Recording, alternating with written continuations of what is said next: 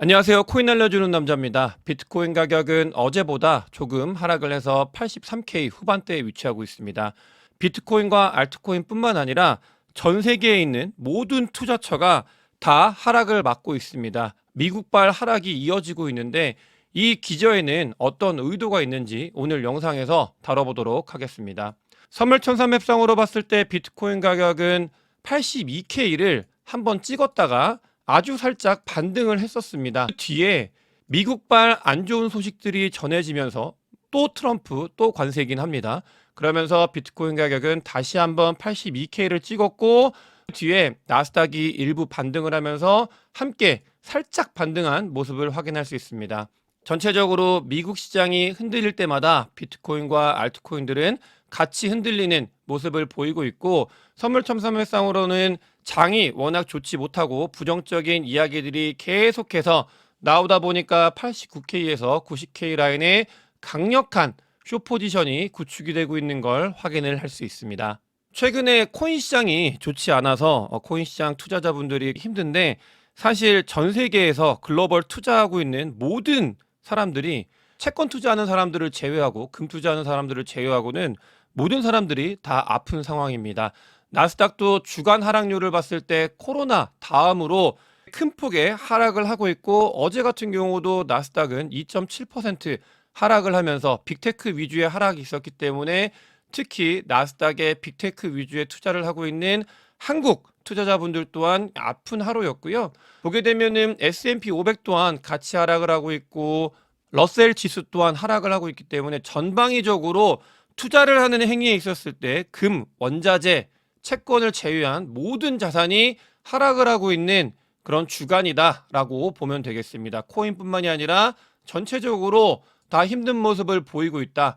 비트코인 같은 경우는 우리가 애써 부정을 하고 있지만 2024년도 비트코인 현물 ETF가 승인된 이후부터 사실 나스닥과 아주 유사한 움직임을 보였습니다. 어디서는 86%라고 하는데 또 어느 자료에서는 88% 이상의 상관관계를 갖고 있다. 나스닥이 흔들릴 때 비트코인이 흔들리는 그런 모습을 보이고 있는 상황이다라고 보면 되겠고요.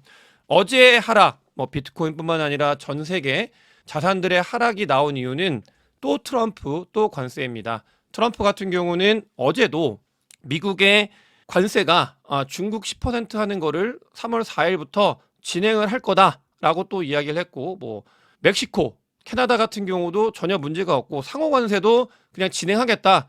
마이웨이로 가고 있습니다. 이 관세 이슈가 계속해서 시장을 뒤흔들고 있고 사실 이런 것들이 원래는 한 번 뒤흔들면 뒤에 내성이 생겨야 되는데 전혀 그러지 않고 이야기가 나올 때마다 계속해서 흔들리는 모습을 보이고 있다라고 보시면 되겠고요.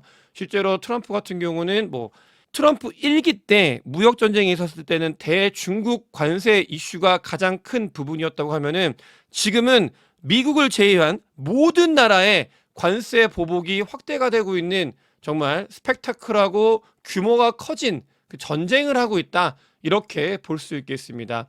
관세 이슈가 전달이 되면서 달러 인덱스가 가장 중요한 지표고 가장 높은 파라메타라고 말씀을 드렸습니다. 이 달러 인덱스가 106에서 107 위로 좀 급등을 한 모습을 보이고 있고요. 이 부분 같은 경우는 몇 번 언급을 드리긴 했습니다. 110부터 106까지 너무나 계속해서 내려왔기 때문에 이게 한번 오를 때가 됐다.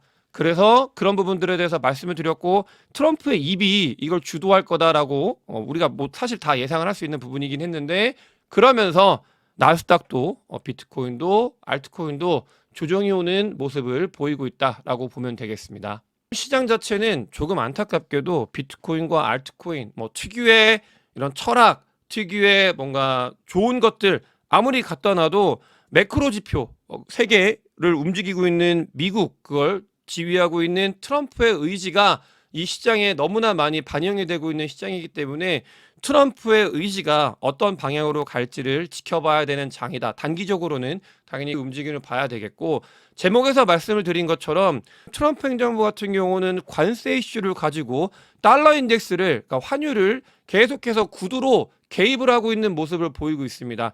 달러 인덱스를 끌어올리는 부분들 같은 경우는 관세 이슈가 인플레이션을 자극할 수 있기 때문에 그 부분을 달러 인덱스를 끌어올리면서 막아가고 있다. 이렇게 보시면 되겠고, 궁극적으로 이런 움직임들은 뭐 중국뿐만이 아니라 전 세계를 상대로 관세 전쟁을 벌이면서 얻고자 하는 이득 중에 가장 큰 부분은 미국채가 있습니다. 미국채 금리 같은 경우는 트럼프 행정부가 들어서고 나서부터 단 한 번도 오르지 않고 지속적으로 우하향을 하고 있는 모습을 보이고 있습니다. 금리가 우하향하고 있다는 건 미 국채 수요가 늘어나고 있고 미 국채가 비싸지고 있다는 말과 같습니다. 전 세계에 이렇게 지속적으로 안 좋은 이야기를 구두로 전하고 행동을 하면서 미국채 금리 가격을 낮추고 금리 인하를 하는 효과를 보고 있는 모습을 보이고 있다라고 볼 수 있겠고요.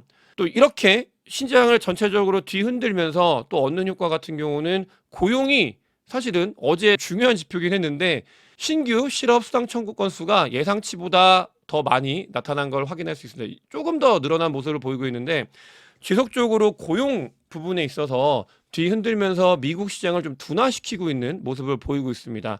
미국 시장이 둔화가 되고 경기 침체 이슈가 조금씩 끌어오르는 그런 것들을 만들어내 가고 있는 과정이고요. 실제로 신규 주택 판매 건수 같은 경우도 예상치보다 내려가면서 경기 침체에 대한 이런 지표들이 조금씩 머리를 들고 있는 모습을 보이고 있다. 이렇게 볼 수 있겠습니다. 전체적으로 시장을 정리하면 매크로 지표를 뒤흔들면서 경기 침체, 고용 하락, 그러면서 전 세계 글로벌로 관세 이슈로 뒤흔들고 세계를 아프게 하고 나스닥도 거기에 같이 이제 동조가 돼서 힘들게 하지만 그렇게 힘들게 하면서 심리 자체를 부정적으로 만들어가고 있는 모습을 보이고 있고 실제로 S&P 500을 봤을 때 어떤 때보다 사람들이 힘들어하고 공포를 느끼고 이 장이 하락을 할 거다라는 거에 대해서 강하게 믿고 있는 장을 만들어가고 있는 게 사실입니다. 지표로 보게 되면 거의 2008년도 금융위기급으로 거기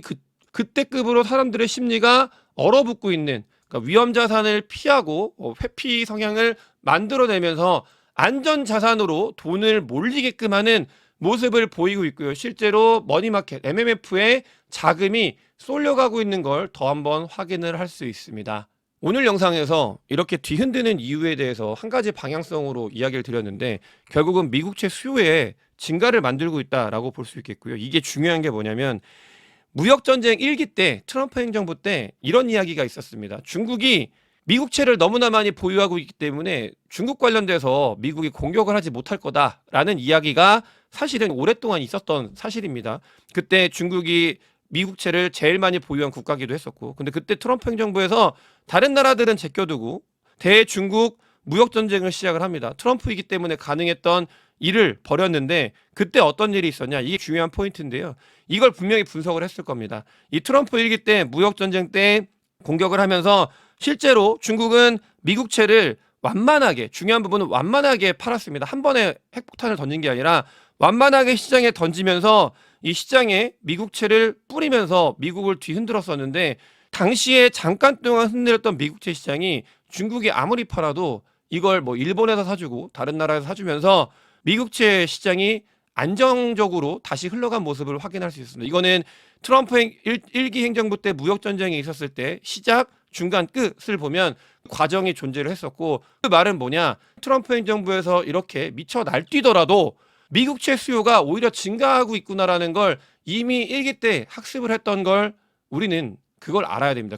중국뿐만이 아니라 멕시코, 캐나다 중요한 무역 국가인데도 불구하고 관세 관련돼서 얘네들이 마약을 미국으로 보내기 때문에 관세하겠다는 이야기를 자신 있게 하고 중국 관련돼서 계속적으로 찍어 누르려고 할 수 있는 이유가 여기에 있다. 뒤흔들어도 미국채 수요는 증가하는구나라는 걸 이미 학습을 했기 때문에 그런 것들이 매크로 지표로 찍어 누르고 계속해서 이렇게 하방을 보게 만드는 심리 분위기를 유도하고 있다라고 우리는 정의를 내릴 수 있을 거라고 생각을 합니다. 물론 제 생각이긴 한데 저는 이게 분명한 의도를 가지고 찍어 누르고 있는 모습을 보이고 있다라고 생각을 하고 이게 끝났을 때 트럼프 1기 행정부 때 장이 다시 살아났고 좋아졌었습니다. 또 레이건 이야기도 지난번 영상을 통해서 한번 드린 적이 있고요. 지금은 고통을 지나가고 있는 시기다라고 볼 수 있겠고, 코인 관련돼서 더 집중적으로 말씀을 드리면 비트코인 같은 경우는 비트코인을 관리하고 있는 세력이 중요하다고 말씀을 드렸는데,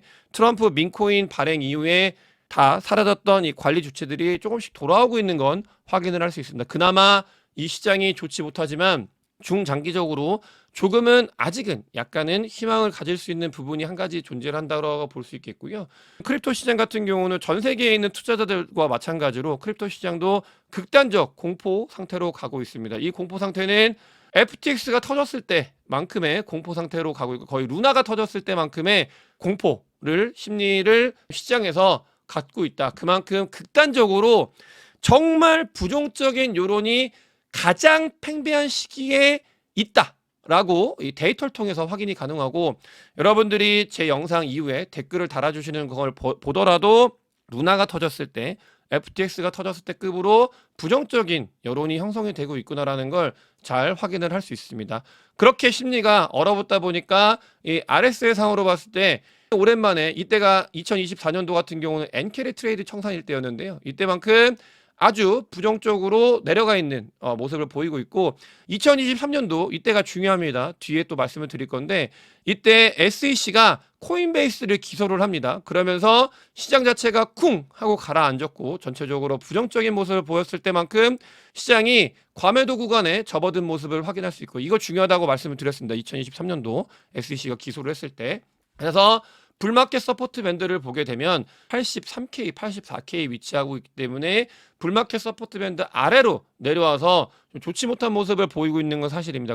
주봉상으로, 그러니까 기술적으로 봤을 때 이 91K 위로 올라가는 게 하다못해 89K 위라도 올라가는 게 단기적으로 중요한 시기인 건 확실합니다. 그 이유는 만약에 여기를 빠르게 다시 치고 올라가지 못한다고 하면 긴 시간 동안 조정이 나왔던, 뭐 이 시간까지는 아니더라도 조정이 길어질 수 있기 때문에 빠르게 반등하는 부분이 좀 중요한 구간이다라는 거는 정말 강조해서 말씀을 드리고 싶고, 비트코인 현물 ETF가 지속적으로 유출이 일어나고 있습니다. 위험 자산을 회피하고 있는 성향, 이런 부분들이 블랙록의 비트코인 현물 ETF 유출을 보면서 알 수 있고요.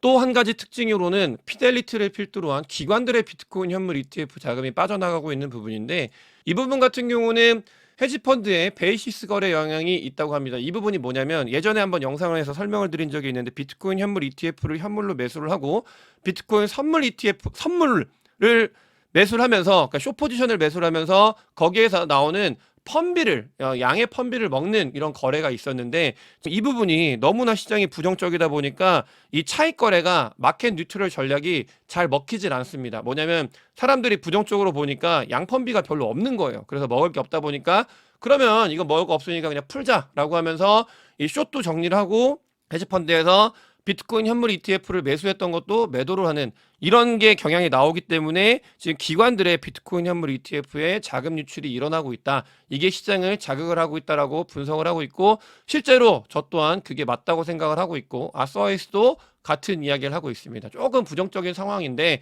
그럼 이런 상황을 타개할 뭔가가 없을까라고 보면은 오랫동안 강조해서 말씀을 드렸던 시장은 유동성이다. 이 유동성이 중요한 이유 같은 경우는 사실 제가 멤버십에서 아주 강조해서 말씀을 많이 드리고 있는데, 잠깐 말씀을 드리면 글로벌 M2 통화량과 비트코인의 움직임이 유사하게 움직이고 있습니다. 이게 단순히 항상 이랬던 건 아니에요. 근데 왜 시기가 이렇게 M2 통화량과 유사하냐면, 과거 대비 유통 물량 자체가 적기 때문입니다. 과거에는 그냥 돈이 막 많이 풀렸어요. 지난번 과거 사이클에는. 근데 이번 사이클 같은 경우는 돈이 많이 풀리지 않다 보니까 마른 수건 쥐어짜내듯이 돈이 안 풀려가지고, 그러니까 오히려 유동성에 더 민감하게 반응을 하고 있다. 아까 말씀드렸던 이 지표가 유의하게 움직이는 지표로 쓰이고 있는 모습을 보이고 있습니다. 전체적인 시장을 놓고 봤을 때는 2021년도부터 큰 그림으로는 비슷한데, 이런 디테일까지 거의 비슷하지 않은 적도 있었거든요. 근데 같은 경우는 아까 말씀드린 것처럼 시장에 돈이 많이 안 풀리다 보니까 유동성이 조금만 늘어나는 거에 민감하게 반응을 보이고 있는 시장이다. 이 M2 통화량이 다시 반등을 하는 모습을 보이고 있기 때문에, 그리고 TGA 자금 강조해서 말씀을 드렸습니다. 시장에 조금씩 풀려가고 있는 건 사실이다. 바로 영향을 주는 게 아니라 이 부분이 조금 더 뒤에 영향을 주기 때문에, 영향이 왔을 때 상승을 기대할 수 있는 무언가가 그래도 하나 정도는 심어지고 있다는 걸 말씀을 드리고 싶은 부분이고요. 시기가 중요합니다. 시기는 볼 수 있는 게 두 개예요. 보시게 되면, 왜냐면 저는 비트코인은 16K부터 여러분들과 뭐 10만 불까지 왔잖아요. 근데 10만 불까지 와서 잠깐 빠져가지고 83K까지 왔는데 16K부터 10만 불까지 오는 과정에 정말 많은 일들이 있었습니다. 하락도 있었고 상승도 있었고 그때마다 끝이다 끝이다 정말 끝이다라고 많은 사람들이 이야기를 했지만 결국 10만 불까지 도착을 했는데 중요한 부분은 16K부터 10만 불까지 왔으면 당연히 지금은 하락이 더 가까운 건 맞습니다. 마지막 한 방을 기다리고 있는 것 또한 맞고요. 근데 지금 보게 이게 이 시기에서 반등을 했을 때 만약에 추가 하락을 했다 반등을 하게 되면은 이렇게 2022년도 모델 2022년도에 그러니까 고점 두 번 찍고 내려간 모델 이렇게 되던가 아니면 다음으로 한 번 더 올라갔다가 많은 사람들이 원래 예상했던 고까지 갔다가 장이 좋아지지 못하는 사이클을 탈 수 있는 이 두 가지가 존재하는 중요한 구간이기 때문에 이 자금 유통 그리고 글로벌 유동성 무엇보다 유동성이 제일 중요합니다. 근데 미국에서는 유동성을 공급하려고 찍어 누르는 아주 안 좋은 그런 모습을 우리를 아프게 하는 행동들을 하고 있다라고 처음에 말씀을 드렸고요. 어떤 모습을 갈지 실제로 뒤에 글로벌 유동성을 공급할지 여부는 지켜보면서 이 비트코인의 마지막 한 방이 어떤 식으로 움직일지를 보면 좋을 것 같습니다. 코인베이스 아까 말씀을 드렸죠. SEC가 기소해가지고 전체적으로 시장이 쿵 하고 가라앉았던 적이 있는데 그 기소를 취하했습니다. SEC에서 코인베이스 관련되어 있는 소송을 공식적으로 마무리 지었다. 근데 같은 경우는 장이 워낙 좋지 않기 때문에 이게 반응을 보이지 않지만 큰일입니다. 장이 좋아졌을 때 장이 좋지 않았을 때 일어났던 긍정적인 것들은 그 뒤에 긍정적으로 작용을 할 거기 때문에 우리가 알고 있어야 되고요. SEC 같은 경우는 우리가 모르는 사이에 로빈후드, 제미니, 컨센시스, 유니스업 관련되어 있는 소설을 다 기하했다. 다 취하했다. 우리가 모르는 사이에 이런 모습을 보이고 있고 SEC는 친암호화폐 흐름을 계속해서 이어가고 있는 건 사실이다라고 볼 수 있고요. 또 한 가지 SEC는 민코인이 미국 연방법에 따라 증권으로 간주되지 않는다고 이야기를 했습니다. 이것 또한 엄청나게 큰일이거든요. 증권 관련돼서 SEC가 증권이냐 아니냐를 가지고 계속해서 공격을 했는데 이제 아니다라고 못을 받기 시작을 했습니다. 그런 모습을 전향적인 태도를 보이고 있는 것들 너무나 중요한 부분이기 때문에 오늘 길게 여러분들께 말씀을 드리고 있고요. 뱅크 오브 아메리카 스테이블 코인 전쟁 같은 경우는 지난 영상에서도 왜 중요한지 스테이블 코인을 미국이 어떻게 바라보고 있는지에 대해서 너무나 강조를 드렸고 정말 중요하게 바라보고 있습니다. 뱅크 오브 아메리카 CEO 같은 경우는 규제가 잘 정리가 되면 달러 연동 스테이블 코인을 미국에 있는 가장 큰 은행에서 발행을 한다고 합니다.